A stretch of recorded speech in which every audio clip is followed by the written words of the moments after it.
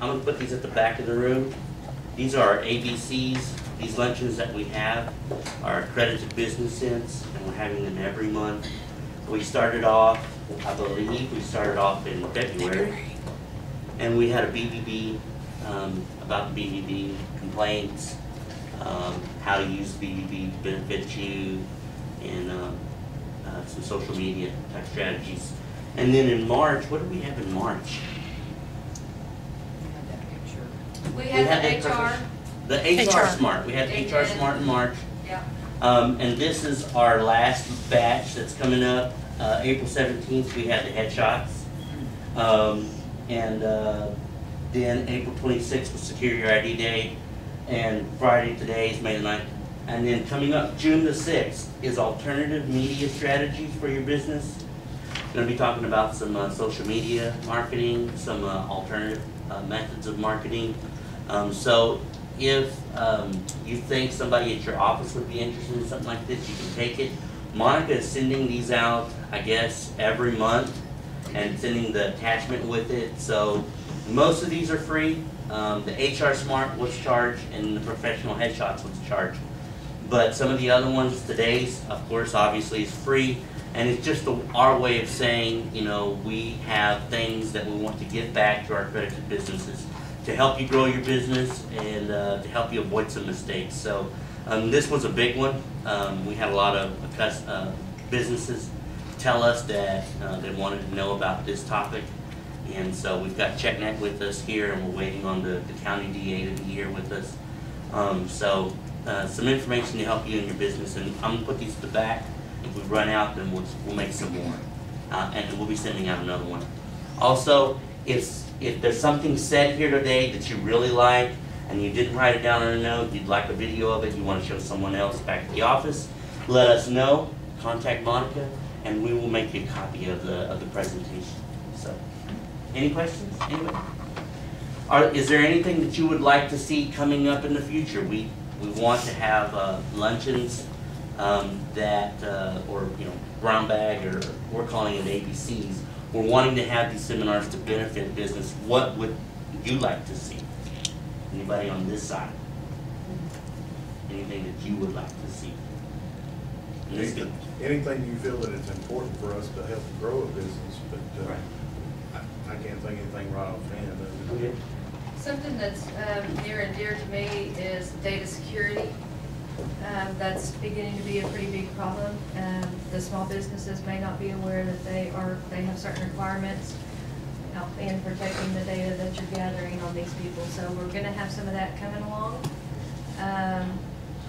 Any other suggestions? Maybe extend on this subject, like placing liens. Placing liens. We hear that from time to time. Anything else? I know some of the things that we've brainstormed that we have on our board that we would like to do. One of them is security in your workplace, physical security. There have been retailers and businesses affected by robbers, and how to manage that. I know that's been talked about. What are some other ones that we have on the board that we're just in discussion? Yeah, we're going to talk about advertising. Advertising. The BBB code of advertising, what you're allowed to say and what you're not allowed to say. We're going to have that coming up. And then we have some pretty good ethics training. So we hope that the businesses will get on board with that and send, come themselves and send everybody within their organization to our training that we call In Pursuit of Ethics. So that's just some things, coming up, and we're always open to suggestions. But for now, we're going to talk, and the DA's office may touch on how to further that and put a lien on somebody's property, but I have to let them speak to that when they get here. But anyway, we're going to go ahead and press on. The Credit Bureau is here, and we'll get started with you guys. And they are a wealth of information on how to collect delinquent accounts. So, as a courtesy, if you'll grab your cell phones and put them on silent, that'd be nice.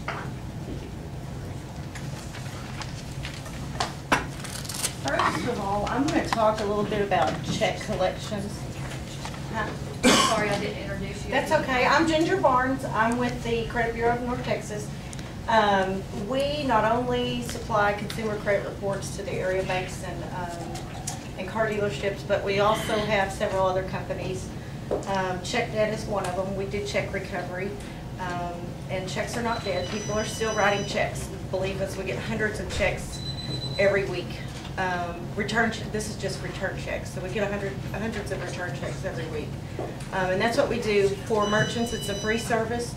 We do check recovery, so you don't have to do it. I'm going to read from my notes. There are many reasons a bank can return a check, but insufficient funds is probably the biggest one that we see. One thing that we like to stress is having the proper information on the check whenever you do take a check. So many times we've noticed that the employees are not properly trained on what to look for whenever taking a check. And we've got some brochures up here that'll tell you tips to reduce check loss in your business. And there's a lot of things to look out for, such as checks that are not pre-printed. You don't want to take temporary checks, checks that have that don't have the check numbers printed on them and things like that. You want to look out for those. Two-party checks. A lot of times we find that those are forgeries or stolen checks. So, and the DA's office won't we can't file those checks with the DA's office. So those are things that you want to look out for. Having the proper identification and making sure that they sign the check in front of you at the register, at the point of sale. That's important. Fill a check out and sign it in front of you. And the proper identification, you always want to ask for a driver's license and make sure that there's a current phone number on the check as well. So once we get the checks in our office, it makes it a lot easier for us to do the recovery quickly. The web address is some other things to look out for. .cc we discourage any merchant from taking underscore checks. I said that. Okay. tips.htm. Make sure that this is something else that has come up. The written numbers, the numerical, and then when they write out the amount. We get some of those in that don't match. So that's something to really look out for. So if you train your employees on what to look out for whenever they're taking checks, it's going to make it a lot easier on you. We say that accepting a check as a form of payment is always a privilege extended to your customers. Let them know that if you are suspicious, you can always give the check back and ask for another form of payment. You don't have to accept the check. CheckNet recovery service is free to merchants. I don't know if you've noticed around town, if you go into any of the convenience stores, grocery stores and places like that, there's a CheckNet sticker on the door. It's a free service that we offer. It doesn't cost the merchant anything. We make our money off the check writer, the fee that we charge to the check writer. So you don't have to do anything special to sign up for it. There's no special equipment or anything like that. So if you're interested, let us know. There's some brochures and cards up here, and we'd be happy to help you with that. One advantage of using the service with the Credit Bureau, using CheckNet, is because we are part of the Credit Bureau, we do credit reporting. So if the check's not paid in 30 days, we do report that to the credit. Okay, and then after 90 days, once we've exhausted all of our efforts to deem the check as collectible, we do send it on to the DA's office for prosecution. And there's other parts of our business. We do have collections, and I'm going to let Laura talk about that. So.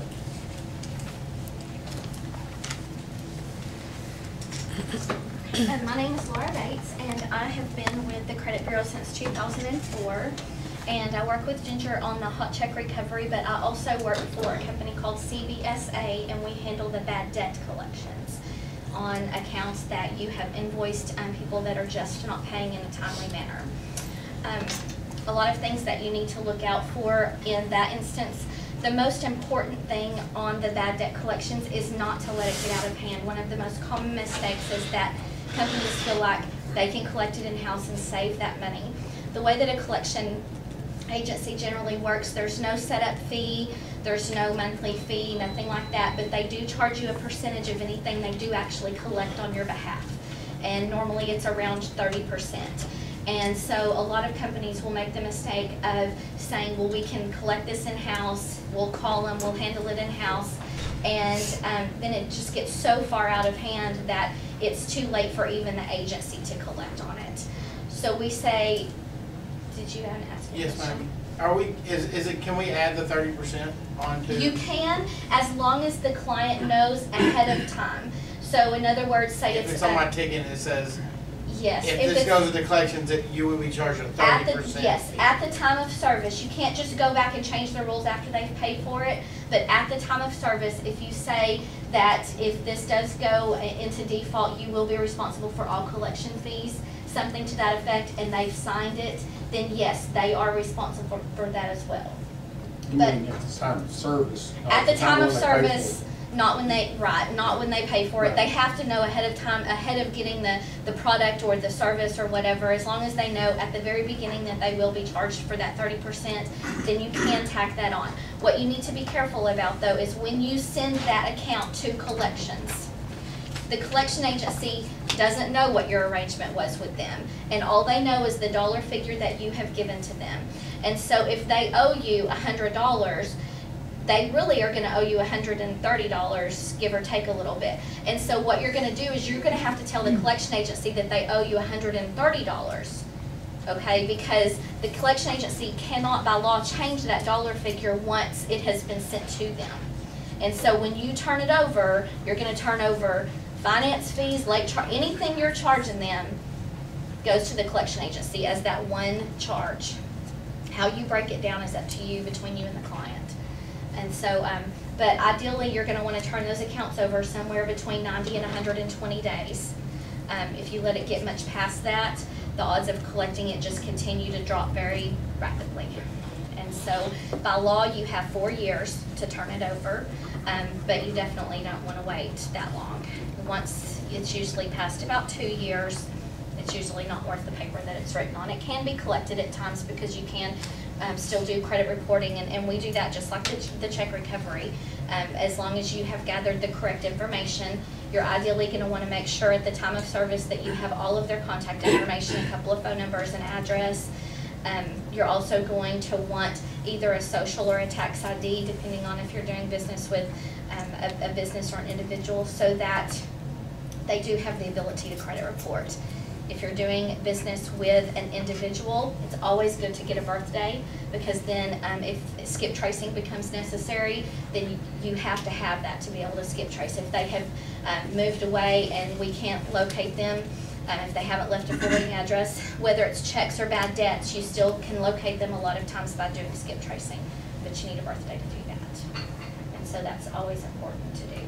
But the main thing with the bad debt collections is just don't wait. Don't wait and think that you can collect it in-house, because if they haven't paid you after 3 statements, they're not going to, without the threat of credit reporting and things like that. Can you report daycare tuition not paid? Is there anybody that you can talk to about that?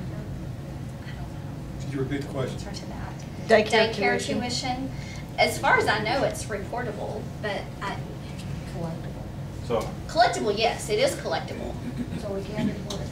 Yes, we have several daycares that we do business with, preschools, daycares, all of that. Now, whether it's credit reportable, there are some things that are not credit reportable. A lot of gyms you cannot report if they don't pay. A lot of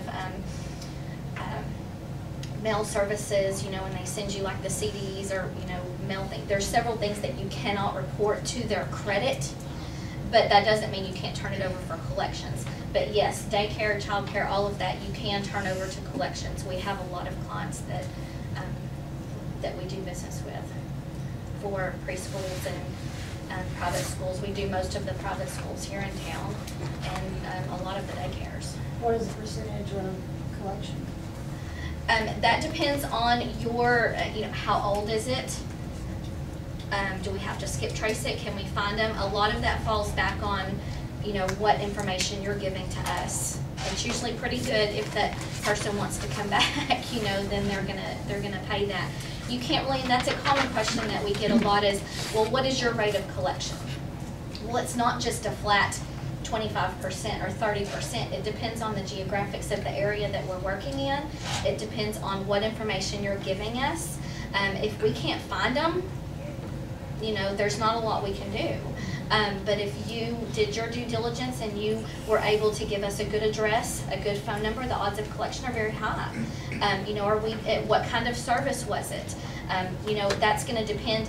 Is it a service? You know, some people are very concerned about what their credit scores are, and they're going to pay that even if they have to break it into payments to get that done, which is something that we will do, and we will monitor that those payments come in when they are supposed to. But you know, some types of businesses, some types of services, emergency rooms being one of them, you're just not going to collect on all of that because some people just, you know, the threat of credit reporting doesn't matter to them. And so it really just, it depends on a lot of different factors, not just, you know, you can't just say across all of the different industries and all of the different merchants and different geographies. You know, we work nationwide. We do business with a lot of municipalities, with a lot of hospitals, with a lot of colleges. And so it really just depends on what is it that we're collecting on and what information are you able to give us and how quickly did you get it to us. You know, that makes a very big difference. Time frame is very, very important. And it is frustrating for the merchant because a lot of times what will happen is they'll work this account and they'll work it for 6 months and they will not even get a return phone call. And they'll turn it over to us and within 48 hours that person is paying it. And that's frustrating, but it's because we can credit report it.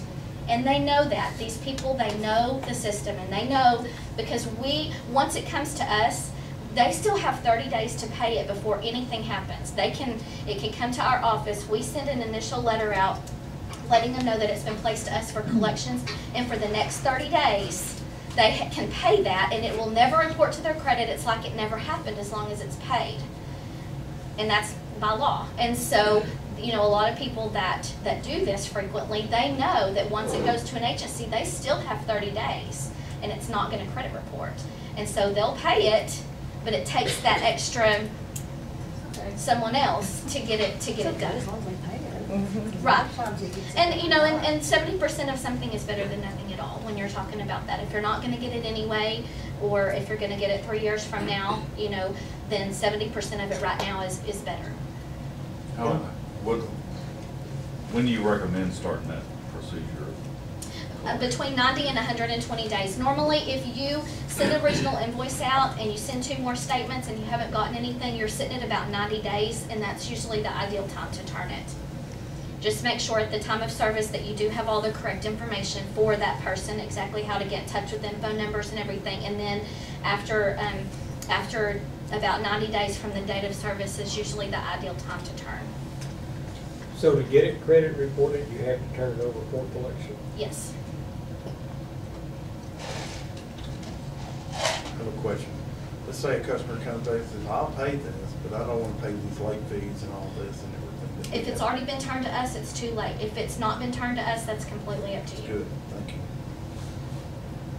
Because whatever you've turned over to us, now you can make an adjustment after the fact, but it's really better if you don't. Once you've turned it over, it's better if it just stays like it is because it's already there and it just creates, but you can adjust it off. Some, you know, hospitals sometimes will, if they owe, say they owe, you know, $10,000 and they call our office and say, look, I'm willing to make a settlement. I'll pay you $8,000 today if you'll write off the rest. You can do that and we can too. We won't do it without calling you and saying, okay, so-and-so has called us. We will not make that call. It is going to be what you've turned over to us no matter what, whether they pay it or whether they don't. Unless we call you and you approve it, and then basically you're going to have to write the rest off, and we do that as final payment paid in full. Because I've had people, let's say for instance, a person owns a certain amount of money, and they'll come back to me and say, I didn't know about it, I changed my address and everything, I didn't know about this bill and everything, all of a sudden they say, I'm willing to pay this, but I don't want to pay the late fee. It's up to you. But once I turn it over to you as late fees and everything, you'll be collecting the late fees and everything. We'll They can't- collect everything.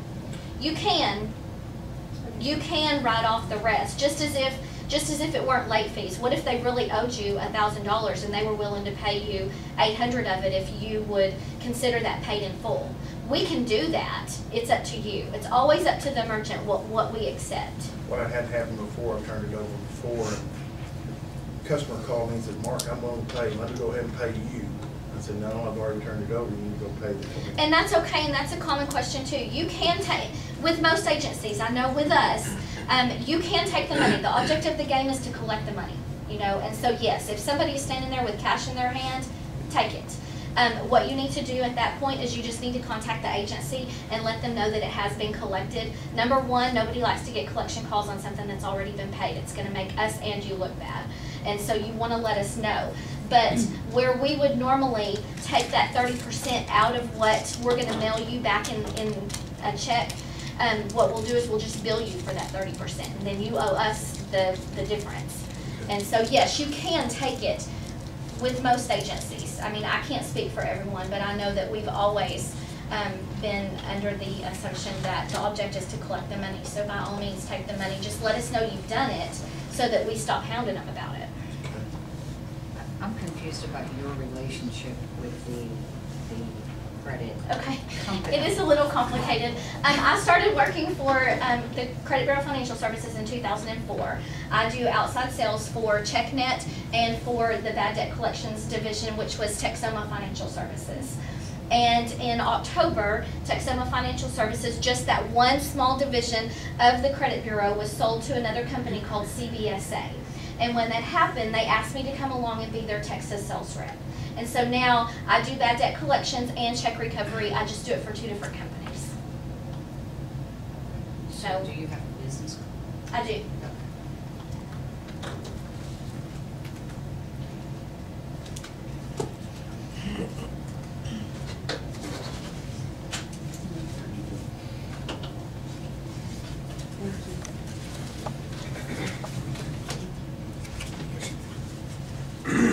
Anything else? No? I'm just, do you all turn that check into an ACH type transaction? Is that how? After it comes into our office, yes. Not at the merchant level, but at our office, yes. It becomes an ACH transaction. It'll get run through another 2 more times to potentially clear the check, while our collectors are already making phone calls and working it. Okay. So not in your store, not at your level, but once it comes into our office, it turns into a debit transaction. Okay. I have another question. Sure. I had read that anything more than 6% of what they owed would be considered an excessive fee, and that you should never charge more than 6% of what they owe as a late fee. What are your? My feelings are that it's up to the merchant. I mean, that's a debt that's owed. I just feel very strongly that they need to know the rules ahead of time. You know, they need to know that at the point of sale, if they haven't paid it, then they are going to be charged this much of a late fee.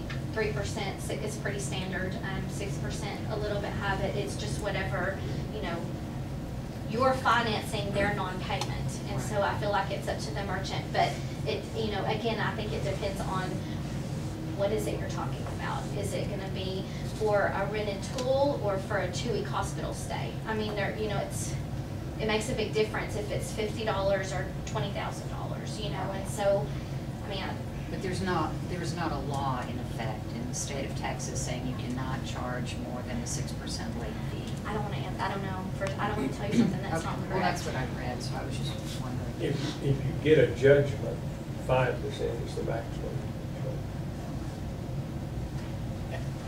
I'm in the service business, and I have a ticket that's been drawn up by a lawyer and everything, but there's still, I've done work for lawyers, and they say I can blow holes in this ticket. Would it be smart to, if I have a question about a customer, a new customer, say, and I go in there and I have a printed out contract that I have them sign along with the ticket, say I'm doing a $30,000 job, I mean, normally I'm gonna have a contract on that, but anything smaller, you know, should I go ahead and have a contract that states, I can't put all that on a ticket, you know, it'd be, I think for a new customer, yes, I think that you should have one on file for every customer, is my opinion. Yes. I mean, I don't think it's something you need to do before every single job that you do with that customer, but I well, think that like it's a something. new customer. Yes, Yeah. I think that's a good idea, because there's gonna be a lot that, you know, you're gonna wanna talk about liens, and you're gonna wanna talk about collections, and, you know, timeframes.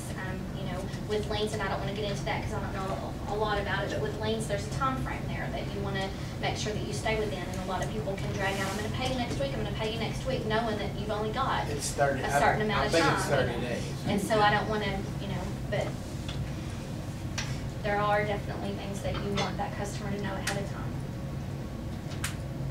Can you call into your office to find out, I guess somebody's getting ready to come into the child care? Can you check their credit like that? See if You'd they- have to be a member of the credit bureau to do that. And that would require, there's a monthly fee, but yes, they do business with any type of a merchant that needs to check credit ahead of time. If you're gonna lease tools or sell cars, or, you know, anytime you're gonna finance a certain amount of money and you'd like to check their credit, there is a fee every time you do that, but there's also a monthly fee that you pay, and you need to talk to Ginger about that, and you'd want to become a member of the credit bureau.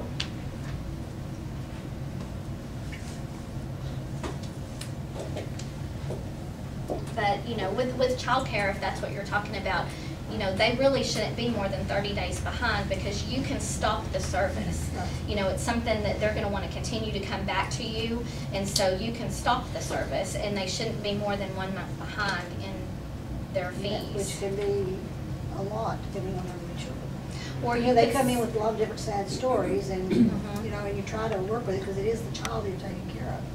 But then you've got, I can't pay you today because the air conditioning went out, or the plumbing didn't go, I had to do this, but I'll pay you next week. I would just set a That's company-wide policy and just that's blame it right. on your policy and say, you know what, it's 14 days. Anything beyond 14 days, you know, we just can't keep the child today, because you might be surprised how fast they come up with the Oh, money if they yeah. can't keep the child. It's, you know, a lot of times with bad debt collections, it's you yells the loudest gets the money, you know, and if they're in a bind for something like that, you know, and I would just set a policy and just say, you know, I'm sorry, it doesn't, you know, it doesn't matter if it's an air conditioner out, or dad went to the emergency room, or whatever the Can't situation is, work, it's yeah. our policy not to accept, you know, Yeah, well, I've tried that too. so Okay. it's kind of a tough situation, but are there any other questions? Okay. Thank you. Laura's gonna stay here. I just wanted to segue and introduce Christian Crutchfield with the DA's office. She has joined us. And let me introduce myself. I'm Monica Horton. I am with the Better Business Bureau here. We're glad that we have you all, and we'd like to keep it informal so continue with the questions, and let's keep the discussion going. So if I could, I'll turn it over to Christian. She has some very interesting things during our phone conversation about maybe your situation and taking the checks in advance of the work, or whether you do the work first and accept the check afterwards. So you have some good things to say, and we'll let her take it from here, and then we want to keep everybody around, and we'll have just kind of both bring everybody up for a panel, a discussion panel with questions. Yes, as she said, my name is Christian, and I work in the district attorney's office in the hot check division. Some things that Laura was saying, I was writing notes because it does correlate. I know there was a question brought up about daycare, and one of the things that a lot of people don't understand, a lot of merchants don't understand is, or misunderstand, is that if it's an extension of credit, you extend them a line of credit, and they've paid with a check, like in my instance, not with anything else, but with checks, we cannot prosecute a check that was given with the understanding that it was a line of credit extended. So, like that would be daycare services. Unless the daycare services are, you require payment on Monday before you watch the child for the rest of the week, then we can accept that payment. So it's kind of like a fine line. If it's you watch the child and they pay you on Friday, we can't accept that check to prosecute. Everything that comes through our office, though, keep in mind, like with CheckNet, you know, they're collecting, but anything that comes through our office, the intent is we will eventually be prosecuting this as a criminal case. It will be turned into eventually a misdemeanor or felony theft by check case. So there, with us, there's a lot of more, you know, criteria because, you know, how far we want to take it. We can, I had worked up some paperwork, some packets to hand out to the merchants with a list of checks that we can or cannot take. Just kind of a rundown of the process is, you know, you provide the services or you, there's an exchange of merchandise and you take the check. The check then comes back to you from the bank. We have 3 basic reasons, NSF, AC, or SP. It's kind of like the things you remember. Non-sufficient funds, account closed, or stop payment. Those are the 3 bank reasons we can take a hot check. If those are the reasons that you've received that check back from the bank, you then turn it over to our office with a packet. We will input that into our computer and we will issue them a collection letter. We put in the collection letter that they have 14 days to pay us. And if they have not paid us, then they may be subject to, we may issue a warrant for their arrest, and then it may also be turned into a prosecutable misdemeanor felony theft by check case. So they're made aware of that right off the bat. Like she was saying, that does hold, you know, like they may call right away because they're just concerned about, you know, anybody cares may issue a warrant for me. You know, they usually start calling and start paying right away. That's our hope and our goal. When they don't do that, like I said, we have a 14-day cycle that we pull. We go over those checks again, see who's paid, who's contacted us, and who hasn't. We do try to give them the benefit of the doubt. We call them. We try to keep those numbers on file and call them. If we've not received any, you know, communication, though, we do pull out and we say, okay, we're going to issue a warrant on this packet from this date. That's one of the things I believe Ginger was saying when I walked in. She was talking about how important it is for the information to be put on that check. If we do receive a check, we will take any check, you know, regardless of driver's license or date of birth, but the key there is when we pull that to issue a warrant, if there's no driver's license on there or driver's license number or date of birth on there, we're unable to issue a warrant. And then furthermore, unable to prosecute criminally. So if you're wanting us to go to that extent for you, you just kind of, like she said, keep your employees up to date on that, on those policies. Make it, you know, a store-wide policy. I know a lot of people, a lot of smaller stores will even fingerprint, you know, most especially if they're cashing checks for people or cashing payroll checks. Now, that's just a suggestion to you because those are checks we don't prosecute either. We don't prosecute checks that were payroll checks, cashing their checks or anything like that. Like she was mentioning, two-party checks. We don't do that either. So I do have a list to help you, to benefit you. I'll run down it. Like I said, we only accept checks that were marked non-sufficient funds, account closed, or stop payment. If a check is stamped refer to maker, that is something the bank does. It's kind of like an umbrella term that they put on there. When they do that as a merchant, if you'll remember just to catch that and call that bank, and if they will send you something on their letterhead explaining what refer to maker, what reason they intended to put, if it falls under those 3. A lot of times they'll stamp refer to maker and it was account closed. But if we don't have that, we can't prosecute it. Because everything, the reason I say that, again, going back to keep in mind, everything that comes to us, the intent down the road is we'll prosecute it. Meaning this is going to be put into a file. It's going to be filed with the clerk's offices. It's going to be put into a folder, sent to court, and all of these papers are going to be submitted as exhibits. They're going to be viewed by the attorney, our attorney, the prosecutor, the defense attorney for the check writer, and the judge. So they're going to be, you know, criticized and scrutinized by a lot of people, so we're going to want everything to be lining up. So that's one important thing about the reasons, the bank reasons. Unable to locate account, frozen or blocked account, obsolete routing number, no account on file, those will be returned to the merchant with a signed letter stating why we're unable to process the check. We also don't accept post-dated checks, hold checks, drafts, third-party, two-party payroll checks, temporary checks, and checks given to pay debts or repay a loan, or like we were talking about the daycare. I had someone call the other day and they had paid for a friend's child's medical bills, and so then that friend was repaying them with a check that bounced. Unfortunately, with that instance, that we're unable under the criminal code to prosecute that, so we couldn't accept the check.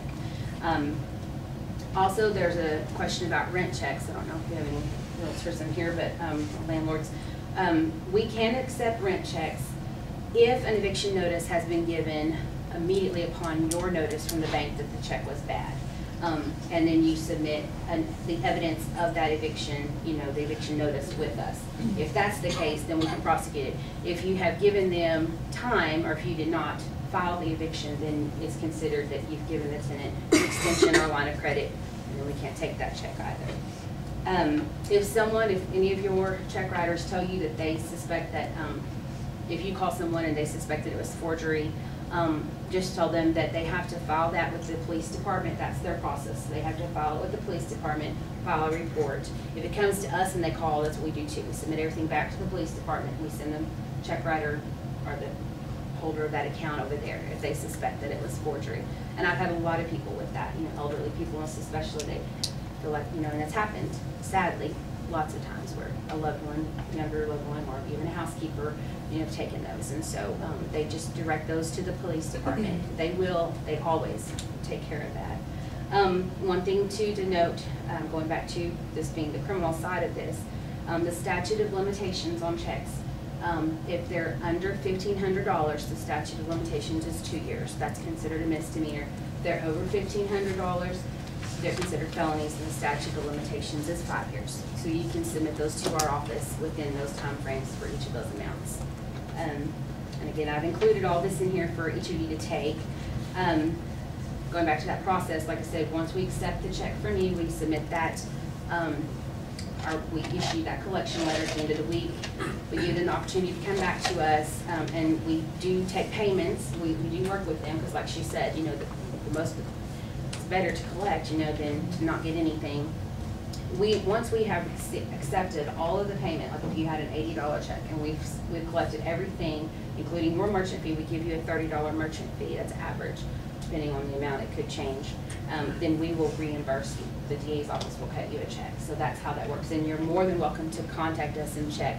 You know, John Doe wrote me a $2,500 check, and I'm just saying, has he made any payments? What's the status on that? What have you heard from him? And we always, you know, that helps us because we have, I couldn't even guess how many hot check files in our office right now, so thousands. And so it's really hard to keep track of those, but we work with you if it's been 6 to 8 months and you haven't heard anything. Do call us. We will pull that up. We'll find out. And if we can catch it in the statute of limitations, we can reissue a warrant if they've got away on the first warrant issued. So I have in here the forms that you would need to file a check with the DA's office. It's a check fraud information sheet and an affidavit of service. Speaking of the affidavit of service, when you've received a check to your business and it's been returned to you by the bank, you need to immediately send them a notice by certified mail.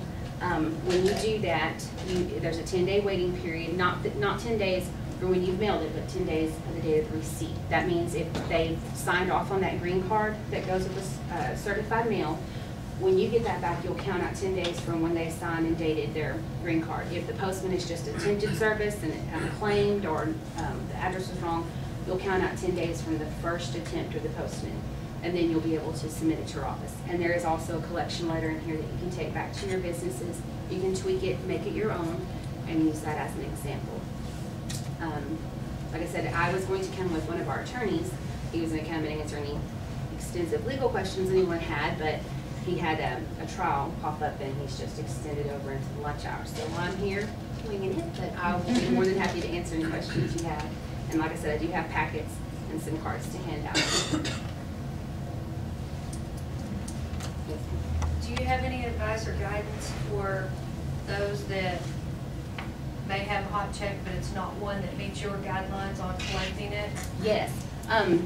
We always, I don't know the extent of their criteria or their process, but we always recommend, first off, try the police. Some merchants go straight to the police and file a report. And then also, depending on the amount, depending on how far you want to go, you can go to the JP's offices, any of them, and file small claims. There is a filing fee for that. Like she was saying, our services are free to the merchants. We just file those and attempt to collect those for you to include a merchant fee for yourself. But if it's outside of our criteria for under the criminal code, you may try it civilly through the JP's offices, or you may go to the police and see. And you may try both of them and just weigh the odds. Like, which one sounds best to you as your business. One of our accredited businesses is actually in Vernon, so they're in Wilbarger County. Do you know any of the laws, if they differ from what you've told us, that would apply to them in Vernon? The laws themselves would not, as long as they're in the state of Texas. Some district attorney's offices hold different policies. For instance, when I mentioned that you need to send your notice to your check writer by certified mail, that is just an office policy of Maureen Shelton, our district attorney. It's not by law, so that's just something she personally does. So policy for each district attorney may vary, but the laws themselves, like the requirements and the criteria, those would be the same statewide. And I know that's not your question, but it did bring something else up. If the transaction or the exchange of merchandise or service occurred outside of Wichita County, we wouldn't be able to process that or prosecute it. We would refer you to the district attorney's office of that county. How long do you try to keep a check and collect on it? We collect on them until we have hot check files from the 80s. We had a gentleman that, when they, if they get arrested, if they go to court for a DWI, if they go to court for not paying their child support, if anybody goes to court for anything, and they will give, each prosecutor will give me their docket at the beginning of the week, and I check my hot check data for that. If their name's on that list, I give them the PIN number and the amount they owe. And we had a gentleman, an elderly gentleman, bless his heart, went to court for a DWI, and there was a hot check from 1987 when he owned a business, and it was like $35, but he had to pay it before he left the courthouse that day. So we collect, and then we reimburse that merchant. Okay, so 30 years later. in your other ways, they've left the daycare, been gone a while, the check was turned in, and then it was returned in, I guess you might say. I called and had it reevaluated, and that was about the time they came out and said that the rules for turning in hot checks was different. I remember cutting out the article in the paper, but there's never been any collection on it. So unless they get arrested for something, you don't get them, or? No, I mean, we collect, we attempt, what I'm talking about when I say when they're arrested on something, we can catch them, throughout, like I said, 30 years later, this guy just happened to be arrested for DWI. Well, we just happen to still have his account pulled up. And so, I mean, we keep them, that's why our shelves are chock full, because we keep them forever and ever. But if you have a check that, even if you, are you saying you've submitted them twice to the bank or to our office? No, it's been submitted to y'all's office. To the office, okay. When it was returned, mind you, I've only been over there since October, so I'm trying to clean up a lot but what was the reason they gave you for returning the check to the daycare? Non-sufficient funds. So it was the bank's reason? Yes. But our office? No, I haven't gotten it back from the DA's office. It's still there. Oh, okay. Well, we're still collecting. We're still attempting to collect. And as a matter of fact, if you know specifically which one you're talking about, you'll contact me. I'll pull her file, his or her file, to find out what's going on there, why wasn't a warrant issued, is it still within the limitations, can I issue one now? I always try. I did one 2 weeks ago on someone from a restaurant in town, and they called me, and I obviously wasn't here 2 years ago when they submitted it, but I caught it with about 4 months left in the statute of limitations, and I issued a warrant. And that can be like if they're caught speeding, if they go to renew their driver's license, whatever they do, that will pop up, and then they'll be arrested on that. You talked about the small claims thing a little bit, but there's also, I think, something called a judgment, that we always see in the newspaper. Mm-hmm. What is that, and how does that work? Well, unfortunately, I don't know a lot about it. I had tried to actually get with Judge Little's office and see if someone from their office could come over and speak as well and bring some of their flyers. Unfortunately, I'm just not. I wouldn't want to speak out of turn. I don't know a lot about that. Well, I always see that in the newspaper, and I don't understand what all that is. And they do have paperwork in the office, but you may even go to the Wichita County website and go to the Justice of the Peace division of that website just to see if they have any printouts, any flyers, or information available there. But I know regardless, they have it in their office that you can swing by and pick up. You mentioned statute of limitations, what were you referring to on that? What, a minute ago you said back to the 80s on checks, but then you said something about statute of limitations. We can collect no matter how old the check is. We just can't prosecute or issue a warrant if it's past those statute of limitations. Is it 4 years? Two years for under 1,500, 5 years for over 1,500. Oh, okay. Yeah, that's just the aggressive issuing the warrant, prosecuting, having a criminal case filed, but we can collect no matter how old the check I is. see. You may not know the answer to this, but do you have any idea what the maximum bond that can be required for a habitual felon check writer?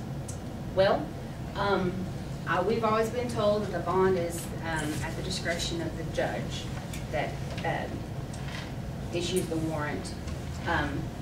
I know my judges, I have about 5 different ones that I get their signatures pretty regularly, and they each even have their own personal, like I know one judge, I won't mention his name, but I know that he just has a set rule that he'll look at the amount of the check and almost always double it and make that the bond. That's just something that he does. So, but each one of them is different.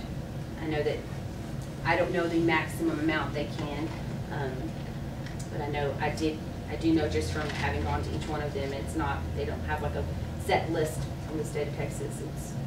They'll also consider how, like you said, how often they've done it, how repeated they are. What if it's just, flagrant? Just, Yeah. and the guy's still out on the streets writing checks? Yeah, I now that you say that, I do wish I would have brought that most recent warrant that we issued on a young lady who probably has wreaked havoc on every one of you in the building, but she's very well known for her check writing, and she owes over $20,000 right now throughout Wichita County. But I wish I would have brought that, because I don't remember now what the judge set her bond at when I issued her most recent warrant. But one thing too that we can do, and we have done with her, for instance, is we have gone back and more aggressively pursued her. We've pulled her file. We've pulled up the checks from the last 2 to 5 years, depending on, like I said, the misdemeanor felony. We aggregated those, which means we've gone and collected, we've put them all together. Like, for instance, if she's written 150 checks to United in the last 2 years, we brought all those together under one amount, and we have managed to do a grand jury referral on her and get her indicted, and we're pursuing that on a state jail felony level. So depending on, like this lady, she's just not going to stop, and she's just such a repeat offender, if you will, and we have taken special action for her. We do that when we notice and know, and it's brought to our attention that it's something that's severe. I have another question. I'm just curious. Sometimes when you go into the merchants, they'll have, checks that have been returned to their store, or, something such as that. Is that private or public information when there is a chronic hot check writer out there? Is there some way to get that information out to the merchants to be on the lookout? I don't want any more merchants to suffer the same